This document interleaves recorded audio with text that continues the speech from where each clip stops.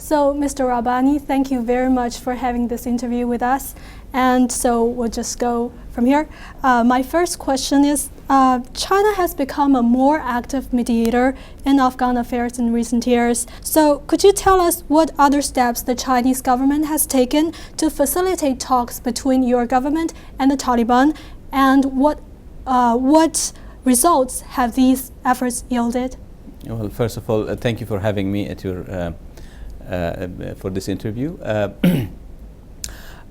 China is in a unique position. China has good relations both with Pakistan and Afghanistan, and therefore we see China's involvement in the peace and reconciliation process as a facilitator, a very important actor in this process. What China has done in the past was also for the purpose of bringing peace and stability to our land, and what China intends to do now and in future is of course something that Afghan government welcomes. China's policy has been to support an Afghan-led and Afghan-owned peace and reconciliation process. We very much want that, and we very much welcome any support that could bring peace and stability to Afghanistan as soon as possible. Now, as you know, that recently there was a quadrilateral meeting. This was the result of the Afghan government's efforts to bring its major big friends to support this process. So in the quadrilateral we have the United States of America, a strategic friend of Afghanistan. We also have another good friend of us, another strategic partner of Afghanistan, China, along with Pakistan.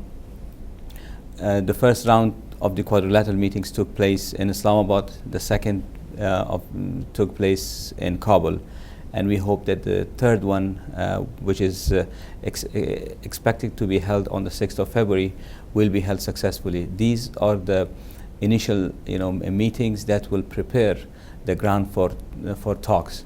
Now, as I said, when it comes to the peace and reconciliation process, Pakistan also is an important country, and we believe that with all these countries working together for peace and reconciliation, which has never been the case in the past, this is something very recent, will certainly result in a positive outcome. We will see some progress, and we hope that the much needed peace and reconciliation process in Afghanistan will come to realization, and we will see this process result in a positive outcome.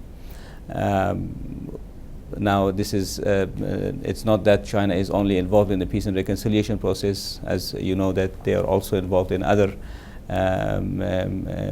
major economic projects in Afghanistan.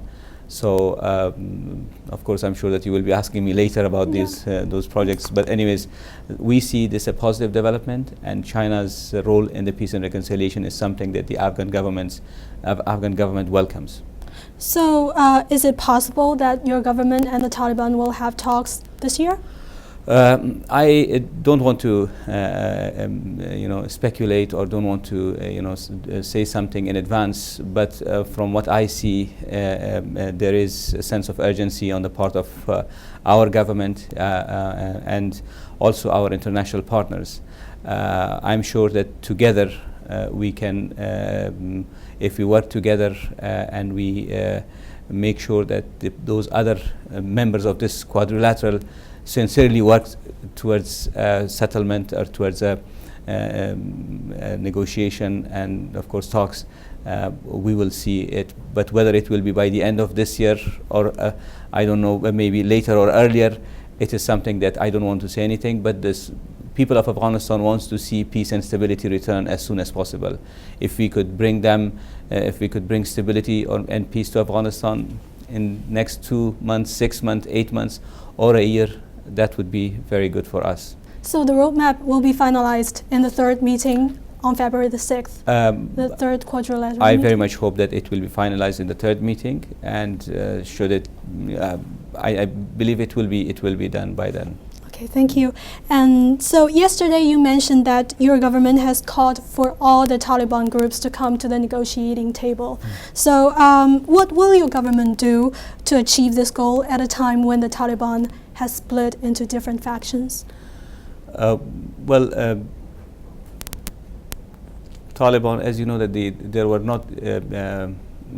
were different groups of armed opposition, and the call from Afghan government has always been to the armed opposition has always been to come to talks and lay down your arms if you want to become part of the political reality of Afghanistan. You have to be in the political stream. If you want to, if you have the claim that you want to serve your people, you cannot serve your people by attacking them, by blowing or sending suicide bombers and killing innocent people, destroying schools, hospitals, and mosques.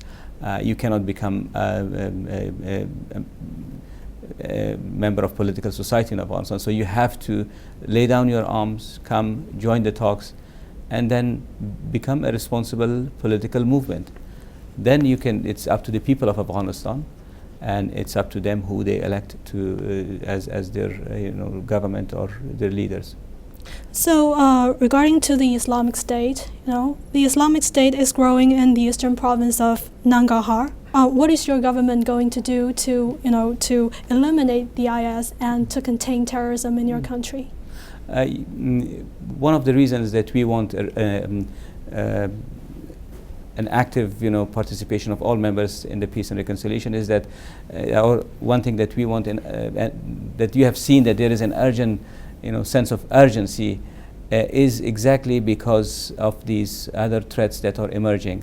As soon as we talk with the Taliban, we will be able to focus our energies and capacities on tackling these newly emerging threats, such as you mentioned, Daesh. Okay, one final question. So, what do you think will the Belt and Road Initiative benefit Afghanistan, and what role do you think will Afghanistan play in this initiative? Well, as you know, that Afghanistan's location is a very strategic location. We have we are in the center of between South Asia and Asia. Afghanistan could become a very important transit and trade route. We want that Afghanistan should be considered as part of this One Road, One Belt or One Road initiative, which is very important for the economies of the region. We think that if a road comes from China that goes through Afghanistan to Central Asia and to other countries, I think will not only help Afghanistan economy grow, but will also help other countries' economy likewise. Okay, thank you very much. Thank you for your time. Thank you. Thank you.